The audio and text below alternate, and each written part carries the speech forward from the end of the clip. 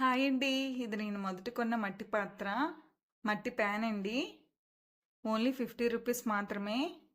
ఇది కొన్ని వెంటనే వాడకూడదండి. ఫస్ట్ వాటర్‌లోని ఒకరోజు రాత్రంతా నానబెట్టుకొని, మరుసటి రోజు పక్కకు తీసుకొని ఎండబెట్టుకోవాలి.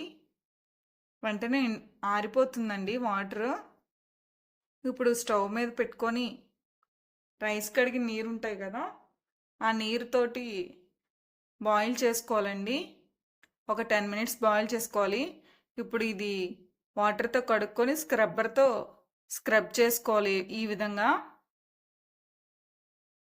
ఇప్పుడు మళ్ళీ వాటర్‌తో కడుక్కొని కొంచెం ఆయిల్ రాసుకొని పక్కన పెట్టుకోవాలండి. ఇది వాడుకోవచ్చు ఇంకా. ఇది అమ్మే అతను చపాతీలు కానీ, ఆమ్లెట్లు కానీ వేసుకోవచ్చు అన్నారు. కానీ మనకు ఎన్ని విధాలుగా ఉపయోగపడితే అన్ని విధాలుగా వాడుకుందాం.